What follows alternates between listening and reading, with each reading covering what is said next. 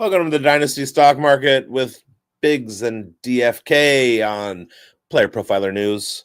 We're here to talk about Dynasty Fantasy Football with you guys. So jump in the chat. Don't forget to like and subscribe and hit the bell and all that stuff that you hear everybody say in every YouTube video that you've ever watched, because it's important. We got to get the algorithm going and get our flowers. It is week 1 of the trade deadline. I have some leagues that the trade deadline happened last night at the end of games. I have some leagues that the trade deadline is this week. This is the last week to make trades. So last week I told all of you guys to your homework assignment for the week was to go out and make as many trades as possible, trading away assets if you were in rebuild to acquire draft picks, trading for assets if you were a contending team or on the bubble. So I want to see in the chat the trades that you've made in your leagues, and we will go over them. I have some, and we could do them one by one. And we will start with DFK. Go ahead and give me a trade that you made. Let me know if it was a contending team. Is it a rebuilding team? What have you done? Oh my God, man. What's going on, everybody? And I'm wondering, I think people might not like this first trade because it's Travis Kelce. I traded him away on a rebuilding team. And for me, it felt kind of like a low ball, but the trade deadline was actually last night at 11:59, and we got the trade done during the Monday Night Football game. Traded away Travis Kelce for 2 second-round picks, one in 2025 and one in 2026. It's a contender pick, so good for them. That's a good trade for them, I think, on their side. But for me, I like what I'm seeing from this next class. I think I can get a good running back in that range potentially, but at this point, I'm ready to move off of Travis Kelce. I've got plenty of tight end depth there. So, roast me. How you feel about that one? I don't hate it. I was ready to do that last year at the end of the year, and some people Travis Kelce has been a controversial figure in Dynasty Fantasy for the last. This will be second of 3 seasons. So starting in 2022, we started broaching the subject of moving off of Travis Kelce. People who did it after the 2022 season were a year early because he had a fairly good year second half of the season last year, although the signs were there that he is starting to decline. This year, it's not just an age thing, it's also a scheme thing. He's also not getting the yak that he has gotten. So while the targets and the receptions and everything may be fairly in line with the normal positive and negative regressions over the course of a season, the yak and the touchdowns are what he's not getting. So those of you who got a pick last year for Travis Kelce and turned that into Brock Bowers, that's what we're here for. That's what we're trying to do. So I don't hate it, and you shouldn't be roasted for that. Yeah, man. And the other one I did, I had asked you about on the last show. I ended up pulling it off. It did not go how I thought. I traded for Russell Wilson and traded it was what I believe will be the late 2020s sixth third for plus Ray Davis for Russell Wilson. So Ray Davis, 2026 third for Russell Wilson. Now, I was a little bit worried about my QB situation. I ended up winning my matchup, even though Russ had a bad game. Really his first one since he's been starting. And luckily, They still won the game, so I'm confident he'll keep starting.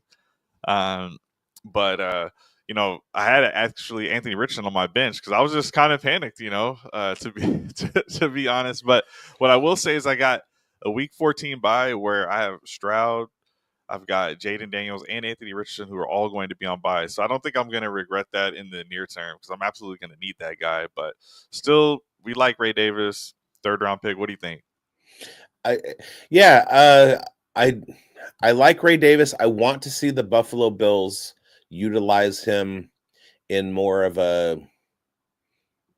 touches per game until I'm comfortable with making a move for him. You know what I mean? Yeah. We saw in the last game he only had 2 carries or something like that. It was less than 1 point that he got. We know James Cook's got to go down before he gets some usage. Right.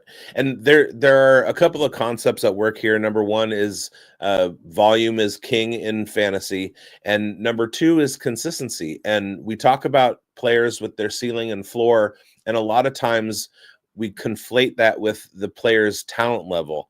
And what we really should be doing is with their opportunity level. So a perfect example is this guy that we were talking about pre-show named Quentin Johnston, who had an absolutely horrific rookie season. And right now he's sitting in a spot where he had more targets this week. I think he had 8 targets and 2 catches this week. He had been averaging about 4 targets the weeks before.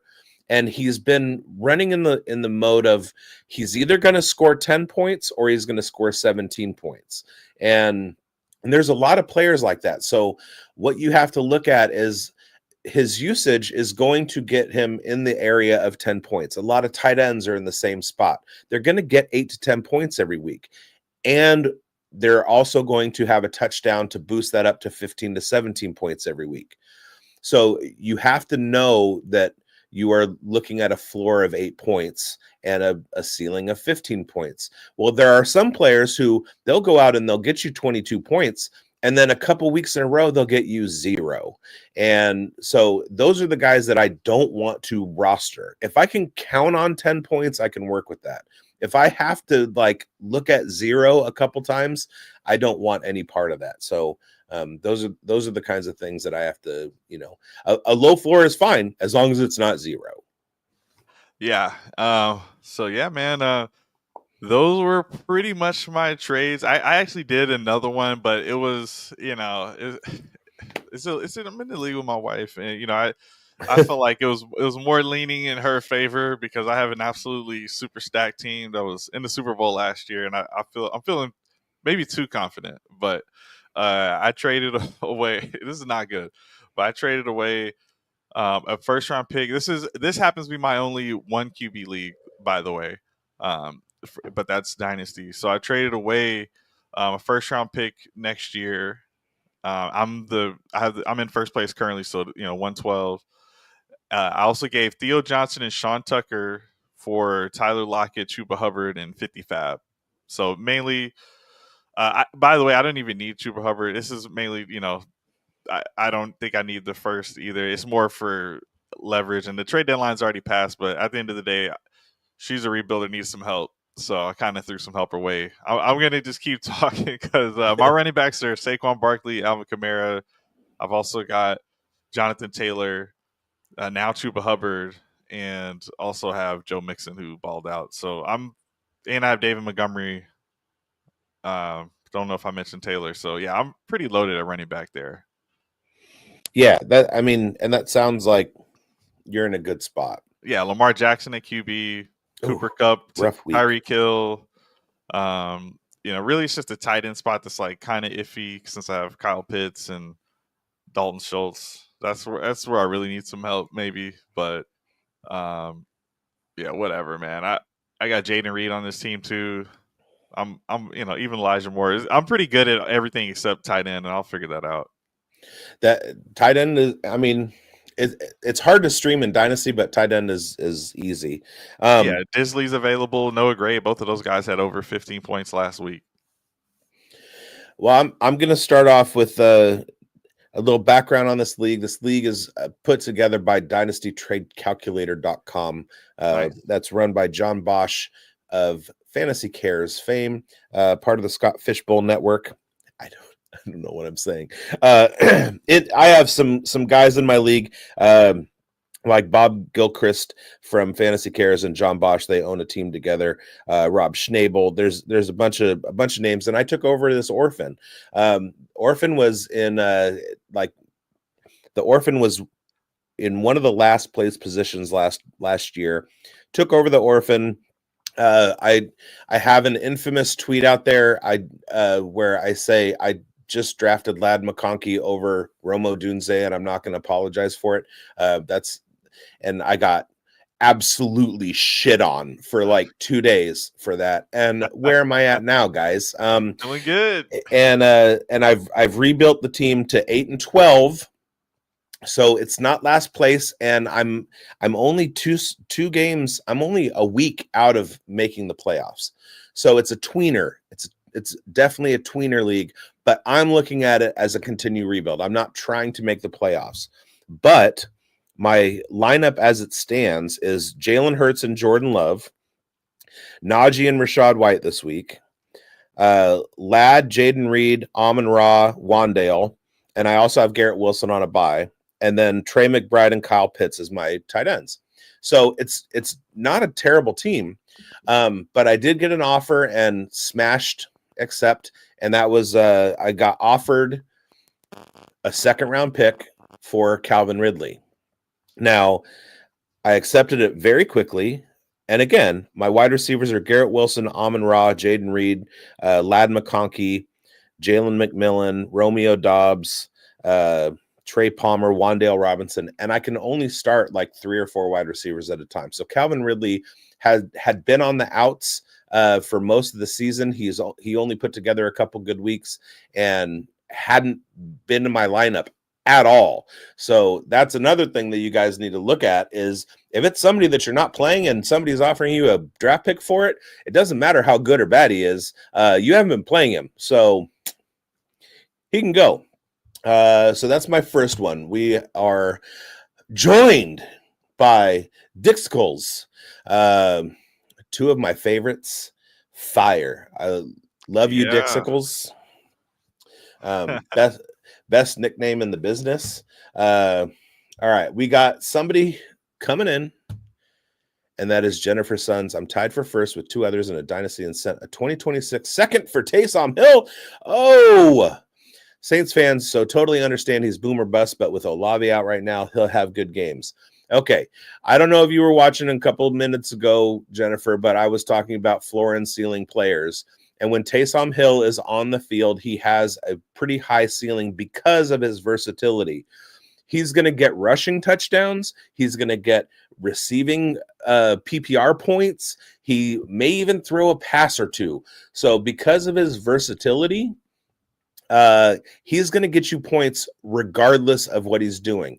I'm very, very upset because I'm in a best ball league that slotted him into my tight end position, even though he has quarterback designation.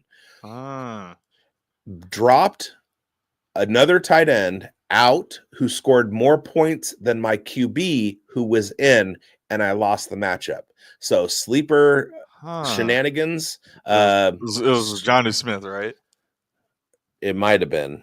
Yeah, that's because that's crazy.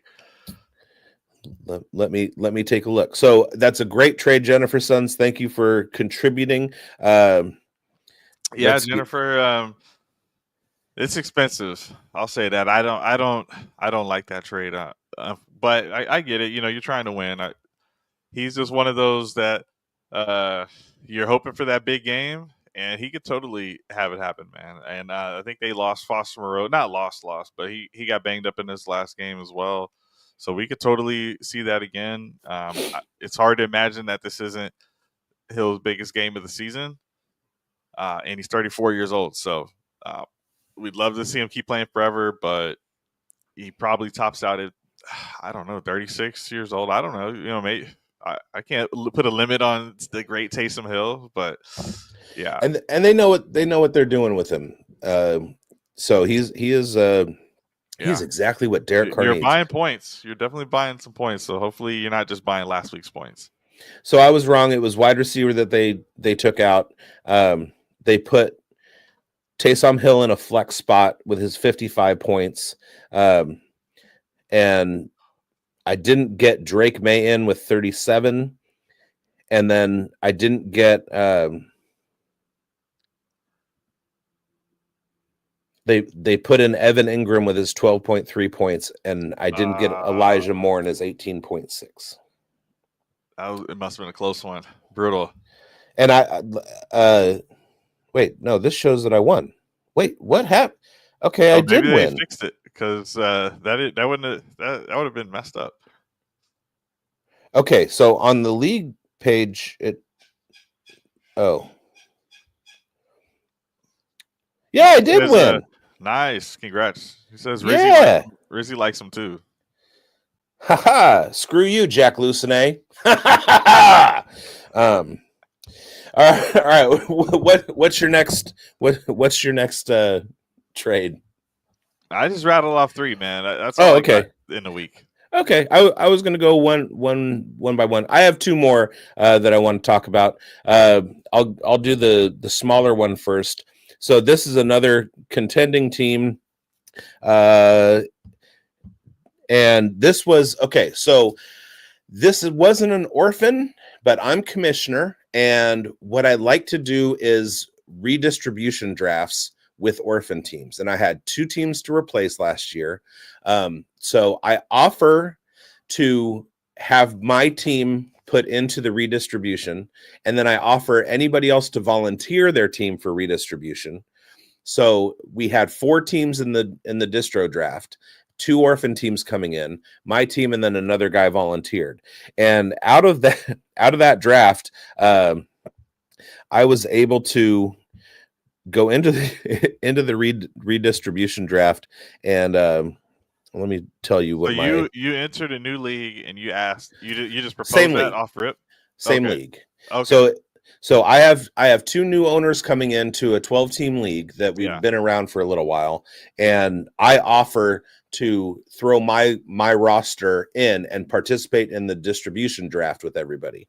With the orphans. So I get everyone's league votes and stuff like. I'm just wondering, for an existing league, how acceptable of people to just do that.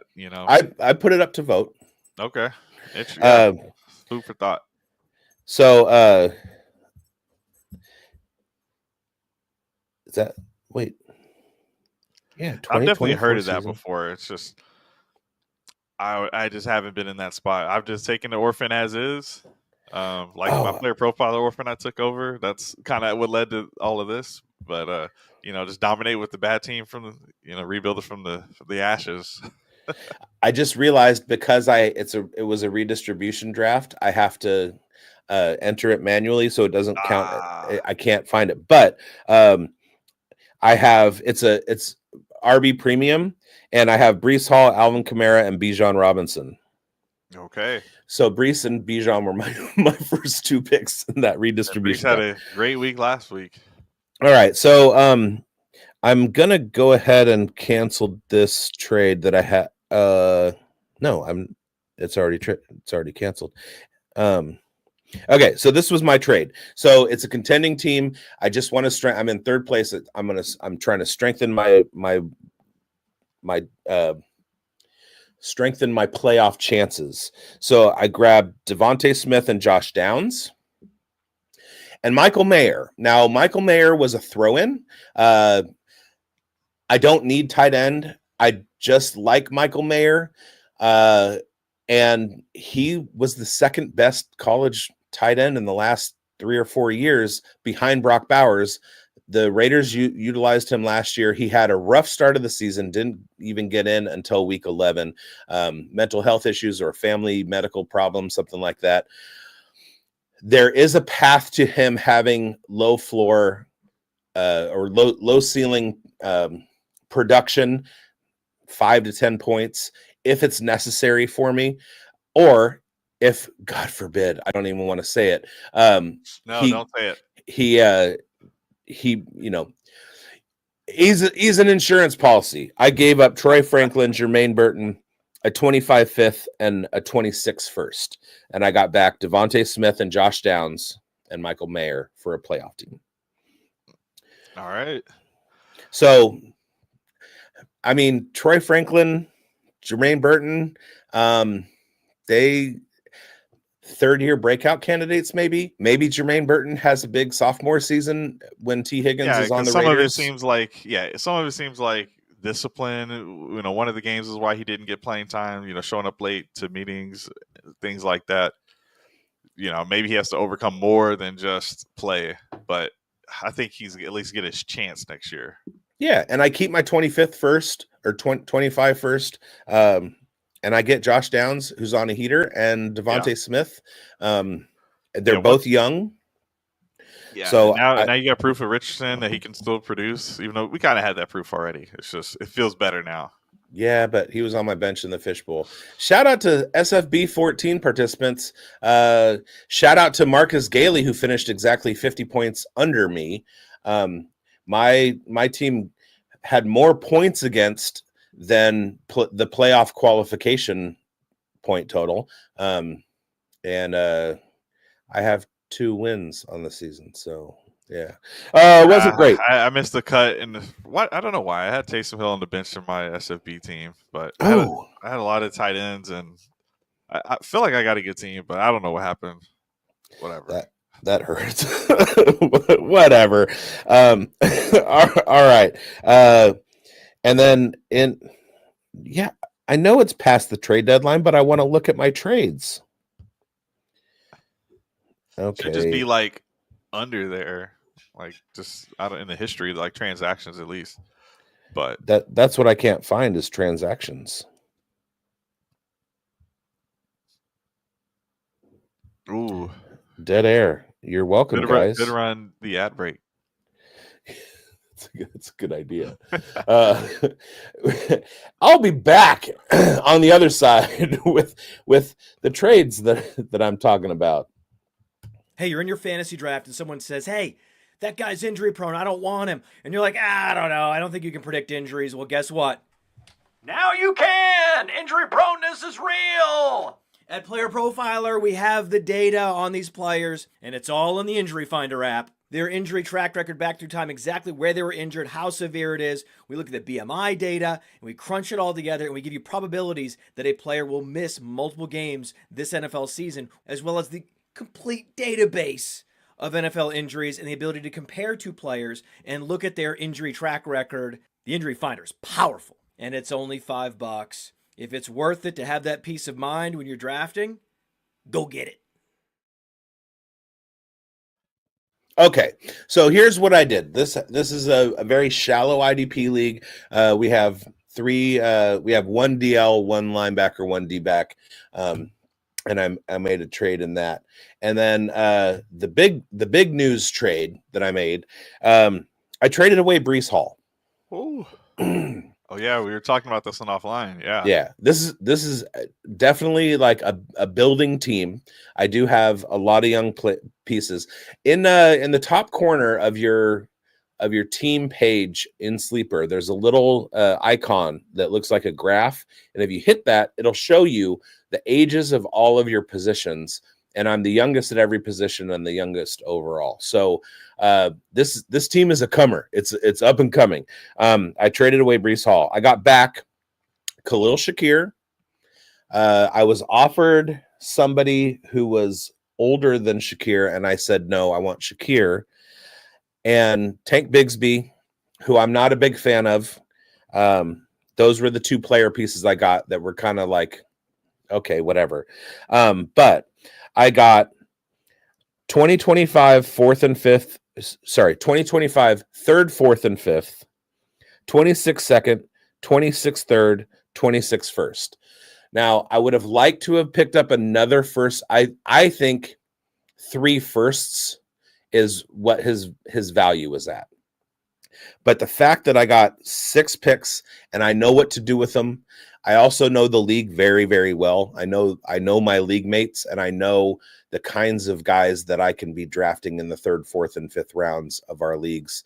The kind of value the kind of meat that these guys leave on the bone. I'm very familiar with, so I feel good about it. But it was a huge trade. I was dealing with a couple different offers, and I thought that was something that I could do and absolutely like fortify my team moving. Yeah, we had talked about it before the big game he just had, and I still felt at the time you're basically getting sticker price anyway.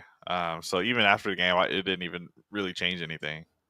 And what I like about it is the fact that I have Jaden Daniels, I have Brock Bowers, I have Jackson Smith and Jigba, I have George Pickens, I have a lot of really young, really good players that are in the next 2-3 years. They're going to start filling out the top 5 and 10 of their positions, and I also have enough of the supplemental picks that I can continue rebuilding over the next 3 years, right? It's not about building for 2025. It's about building for 25, 26, 27. It's about losing some pieces and reintroducing some other pieces. And then the last trade that I did, where was it? There it is. I traded away Myles Garrett. Okay. But Van Ginkel's been just fine for me.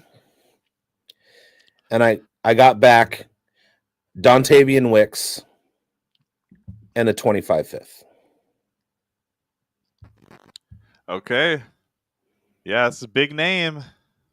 It's a big name. Tackles are worth a lot. I don't know what his sack total is, but yeah. So right now the DL1 is Andrew Van Ginkel, and he's mine. He has 112 points for the season, and Myles Garrett, even though he has his name, that's about all he has this year. He is currently ranked scrolling DL 29. And DLs generally have less tackles than like a linebacker, and linebacker, that's why you want more of those, at least in my format. Van Ginkel should be a household name, correct? I know you're not biased, you stinky purple Vikings fan. But you know who else should be a household name? White Max, Pat Jones. All right. Yeah, I remember Van Ginkel from that Miami Hard Knocks, and he's been good ever since. Yeah, I love him. He's one of those guys that you luck into, where it was just a free pickup off the waiver wire just to like supplement. I drafted friend of the program Latu, and knew that I was going to wait on him for a little while. But Myles Garrett became expendable. I don't think Dontavian Wicks and another 5th round pick are going to, be the difference for me at any point. But, I like him to get rid of his yips and maybe be productive at some point in his career. Maybe when the Packers let him go. All right. Be a focal point in the offense somewhere. And a lot of these IDP leagues, mine goes to 7 rounds. How about yours? This one goes to 5. Most of them go to 7 or 8. Yeah. So it's still pretty deep in that 5th round. But the thing is that the IDP is so shallow. Bucky Irving went in my 5th round. Like Cooper DeJean was there. We got Braylon Allen. I think Tyron Tracy was in that range. So, yeah, there's some guys there. The way this one is set up, most people don't draft defensive players. So defensive players are basically just like as waiver soon wire. Once the season starts, then we start like dropping the rookies that we drafted that, didn't make the team or are on practice squad or whatever. But I am in some IDP leagues where it's like you're drafting LBs in the 1st round. Yeah. And all right, so let's get to some stock up, stock down. I think I have I don't. I did. I don't anymore. Let's get to some stock up, stock down. So, well, actually, you know what? No, let's do something different. I'm gonna play another ad.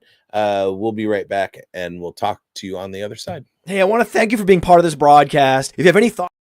That's the wrong one. I need a producer.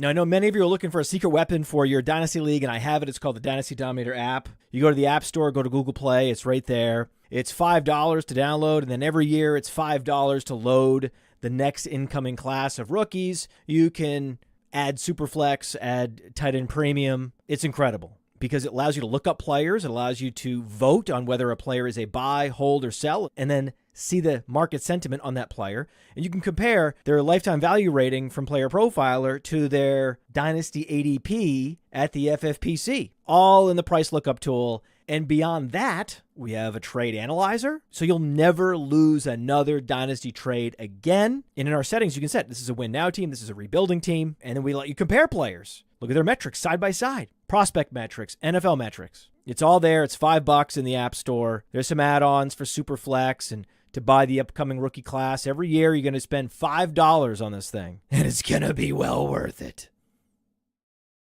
All right, this cold brew is starting to like really do its thing. So I did remember something I wanted to talk about. Not part of the show. Richard, are you still watching? If you're still watching, I want to ask if you remember the kind of bet we made on one of your shows. It was a pie bet on the performance of Curtis Samuel versus Khalil Shakir, and I just want to say if you want to do okay. He's here. So I'll set up a studio. You can come on. We can each do the pie at the same time on the video, and then you can play it on your show. Because we're absolutely losing that bet. Awesome. All right. So I want to talk about something real quick here. So okay, I have a little saying. I forgot my saying. I'm often wrong, never not confident. So in this game, we have flag plants, we have hot takes, we put ourselves out on limbs, whatever metaphor you want to give it. And a good hit rate is probably 60% of the time. You're absolutely right. A lot of times it's 50-50. If you're only getting a third of your takes correct, it's probably not, you're probably not using data. So sometimes you use the data and the data is wrong. Sometimes you use good process and good process bites you in your ass. And part of the data is that running backs tend to stop producing or fall off a cliff right around the age of 28. Now we know that there is a caveat there that elite producers tend to have their careers extended beyond that 28-year-old window. But there's a guy that I don't know what to do with, because he was on the very top, the first guy on my do not draft list this year for 2023 in redraft. And I have never been a fan, and I haven't had a whole lot of shares in him. And I totally begged off him to start the season. And currently he's sitting as the RB1, and that's 28-year-old Joe Mixon. What are we doing with Joe Mixon? You got to buy. Just like with these other veteran running backs that are producing, the trade deadline's still open. I'd be going after him to get him, but those teams that got him are probably competing because it's been consistent. And that's what you want. Like you said, you want opportunity and consistency, and it's absolutely there. And you see that, even with Nico Collins coming back, it's not easy for the pass game to just really get it clicking. Whether it's balanced or not, you like what you're seeing out of the run game, period. And they traded away Cam Akers, who was really the best threat to him, because Dare Ogunbowale is more of the pass catching threat. And they've already went away from Dameon Pierce last year, so it's the Joe Mixon show. And any sort of workhorse running back that was rare, a couple of years ago, workhorse running back. It's even more rare nowadays. Although there are some obvious names we can point to, but if you find a workhorse back, you gotta go after him. And I would say contenders got to be willing to give up a first round pick if you think you're going to get him away from somebody. I don't see anyone doing a second, especially not 2 late seconds or something like that. It would have to be, at this point, we got an idea of if it's an early or late. So it would have to be early second or late first. It's rough. It's scary to want to do that for back, but that's the range we're talking. Yeah, and as soon as he missed a game due to injury, I was like, see, I was totally right.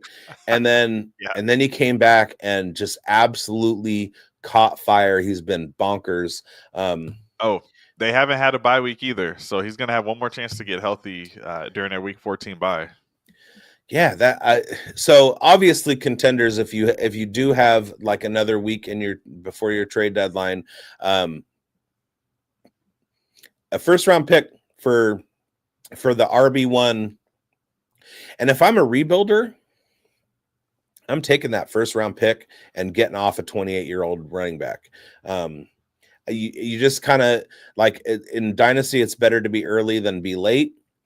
And so I have fewer qualms about being early, but it just like sometimes a guy seemingly comes out of nowhere. I mean, Mixon's been good. It's not like he hasn't been good, but the fact that he's RB1 is that's like at 28 years old. That's the thing that's kind of unhinged about the whole thing.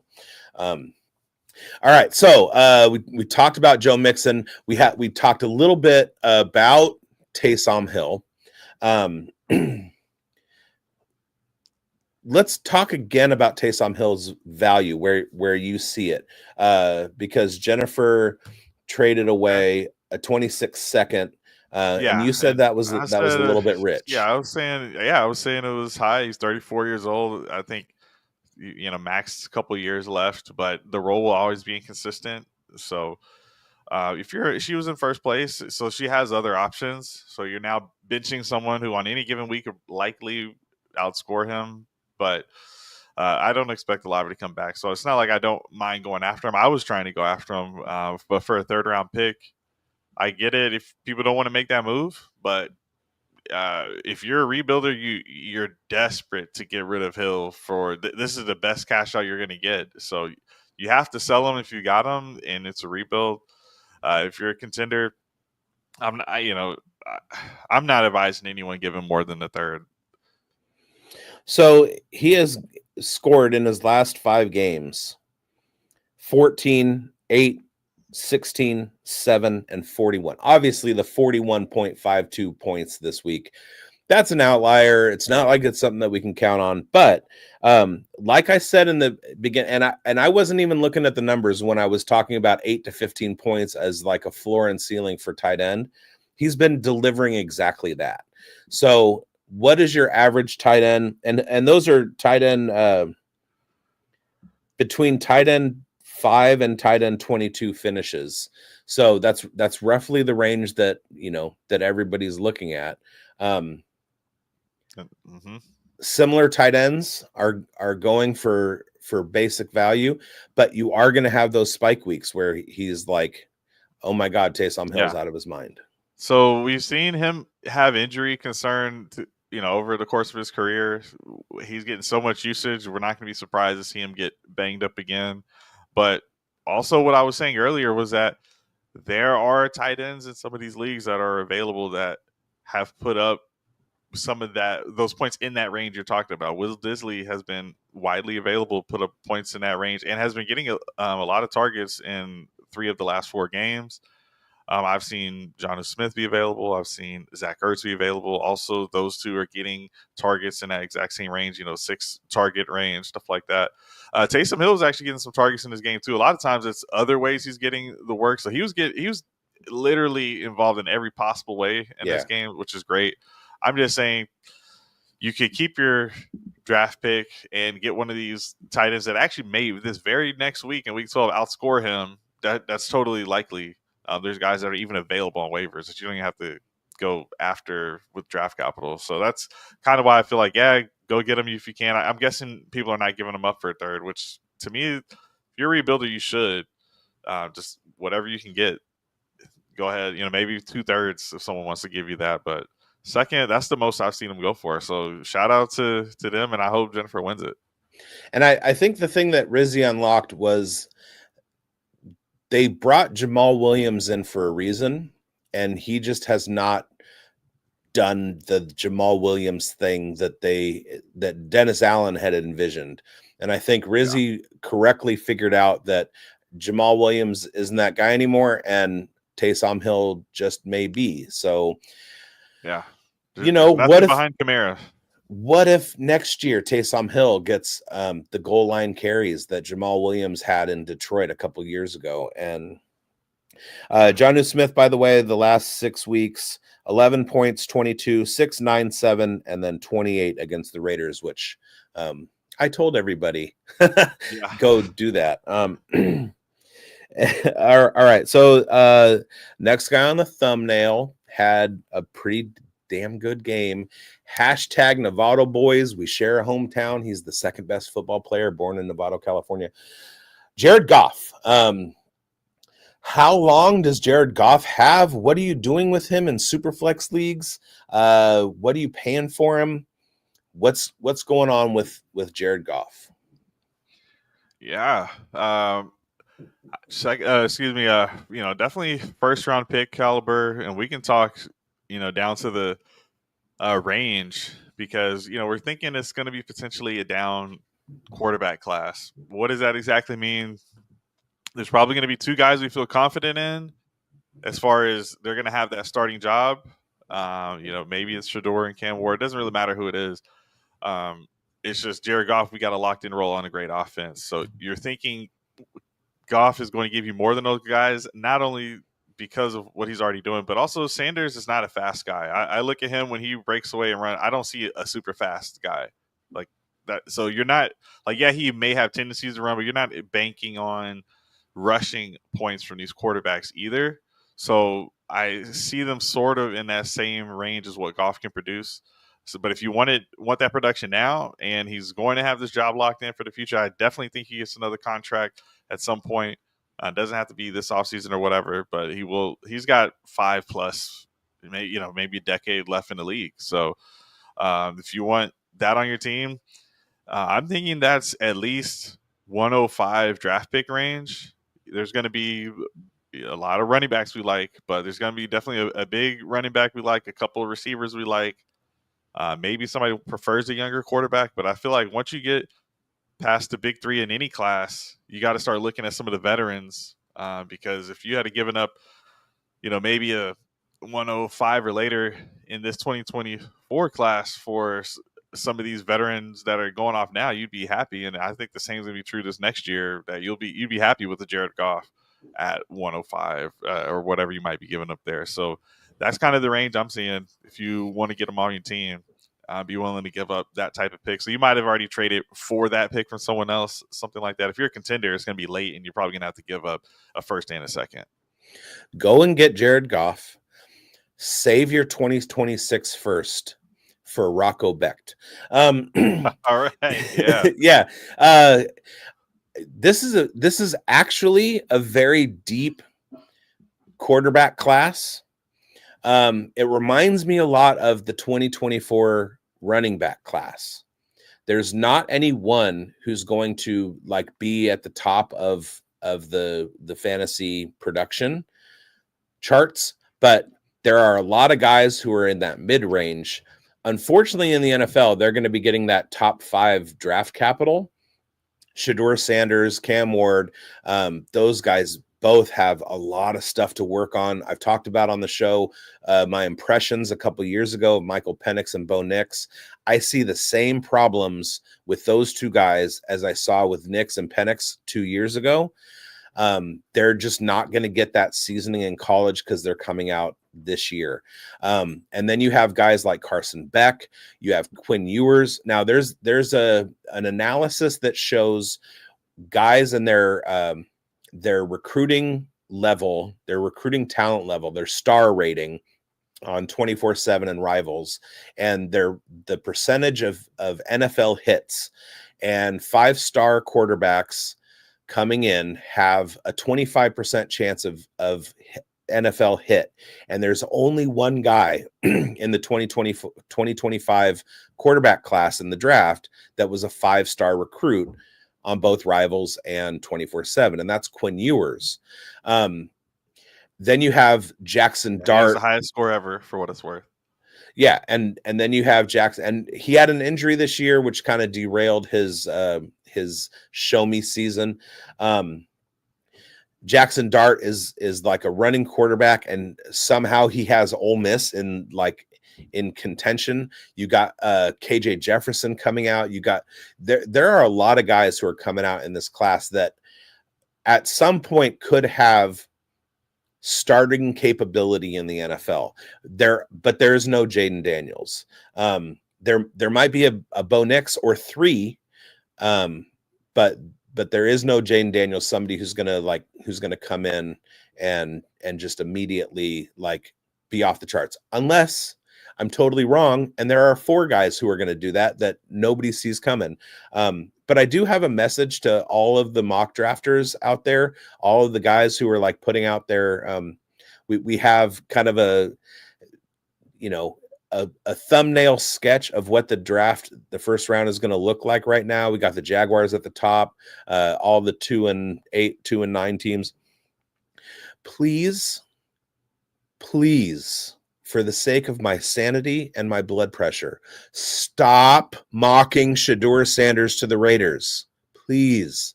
I can't take it. I can't. You know why it's happening? They're looking for places with that father-son combo, and some folks are losing hope on Antonio Pierce and thinking Sanders might take his job, even though I heard Sanders doesn't want to do NFL coaching because he's a recruiter at heart. It doesn't work like that in the NFL. So I don't even think that happens, but it would be fun if it did. I don't want to go through the next 8 months of Shedeur Sanders to the Raiders. You know what that means? It means you need to put out a mock that specifically doesn't have Shedeur going to the Raiders. And I want to know when we're doing, a quarterback review or something on the show. Well, as soon as we get out of the regular season in fantasy, we'll do playoffs and we'll start scouting. And because the rookie draft is important, and we've got the Senior Bowl to talk about, we got the Shrine Bowl to talk about, we got the Combine to talk about. We have Dynasty is a year-long thing, you guys. It's not just like dictated by the weeks of the season. It is like it's a 365-day adventure, and that's why I love it so much. And I'm not going to pretend I'm a quarterback guru, so I would love to hear some of your takes. So looking forward to it. Based on that one analysis, I want Quinn Ewers. And I think if the Raiders manage to somehow like avoid the tank and win a couple more games and drop into, like later in the top 10 or whatever, I think he's a perfect candidate. Let somebody else go and take Shedeur Sanders. I love Jackson Dart, and I've always been a proponent of clipboard holding for young quarterbacks, and B, if you have a top 5 pick, getting the best package that you can and trading back. Those are 2 things that I'm like a heavy advocate for, and I would love for Tom Telesco to do that. If you have like say we continue and we finish at 2 and 15 with the number 1 pick, trade it away, get another first rounder, get pieces, get more draft picks, keep building that line. Our young cornerbacks have played phenomenally. All 3 are out. We had Nate Hobbs miss this last game, and then in the game against Miami, we lost Jack Jones and Jacorian Bennett. Jacorian Bennett made a huge jump from year 1 to year 2 and looks absolutely legit, like Pro Bowl level corner. And then he gets hurt and leaves the game early. Trevon Merrick has earned himself. He's a safety, earned himself a big contract. The Raiders defense, somehow it's a scheme thing against running backs, but we've been able to hold down wide receivers. And once the defense is out on the field, because the offense can't do anything, the defense is out there for 40 minutes and you lose the run game. I saw as simple as that. I saw Mason Graham mocked to the Raiders and won out of Michigan. So maybe you get your wish. Maybe you got straight back and get him. We need offensive line help. We obviously need a quarterback. That's for sure.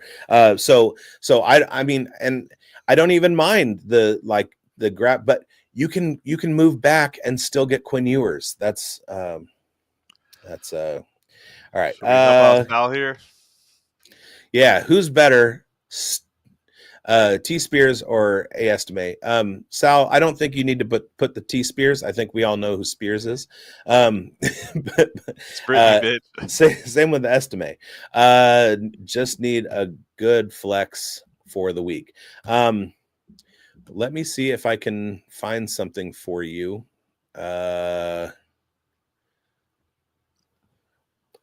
don't know who those teams are playing. Yeah, I can pull it up, but yeah, I know that at least I heard Pollard should be healthy for the next game, going up against the Texans with the tough D line, and Pollard's the main guy there. I know that we wanted or heard that Estimate was going to get more work. He did not actually get more work in this last game, and they put up so many points and really didn't use the running backs at all, which is kind of surprising. But I wouldn't be surprised if they do go back to Estimate.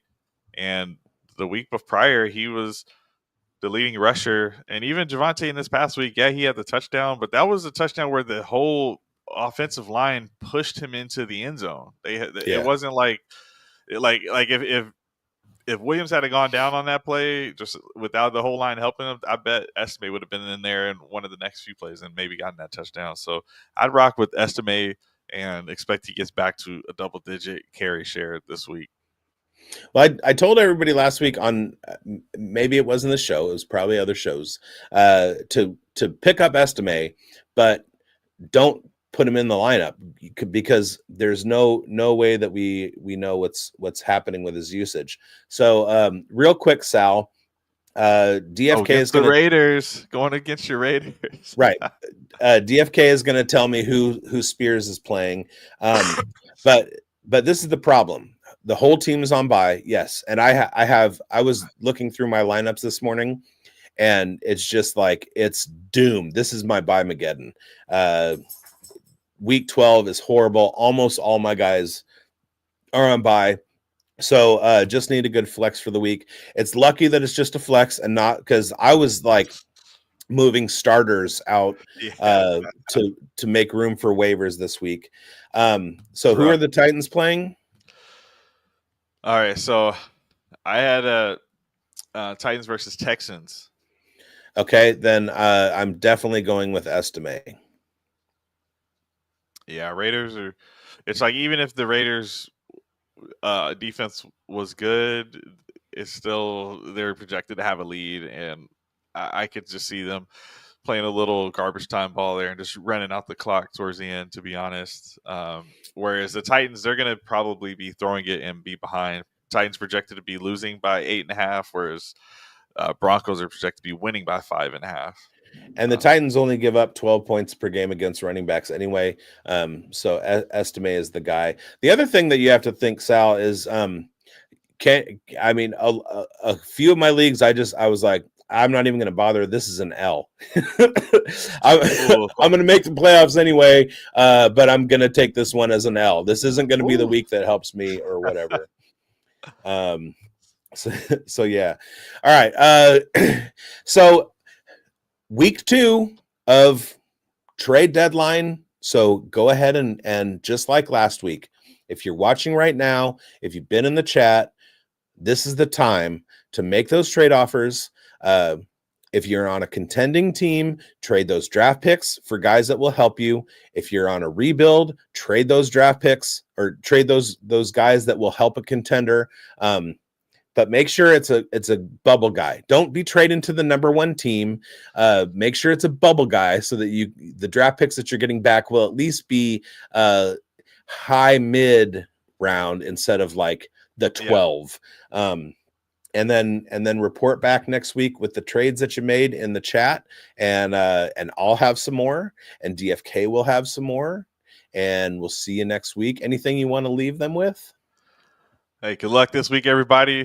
Hit the like and subscribe button.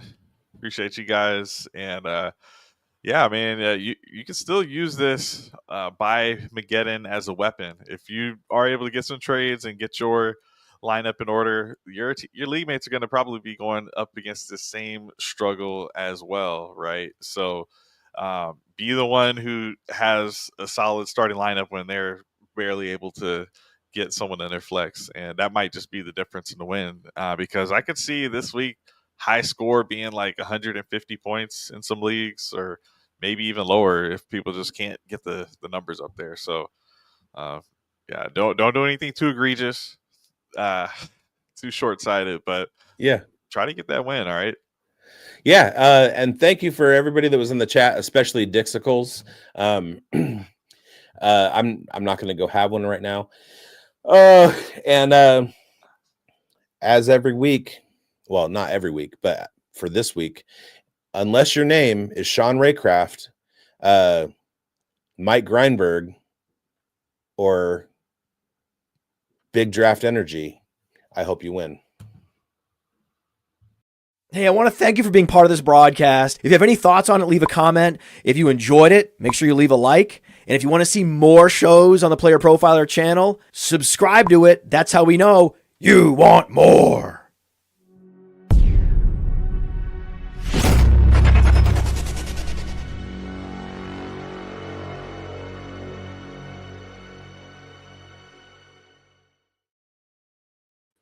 Oh, shit.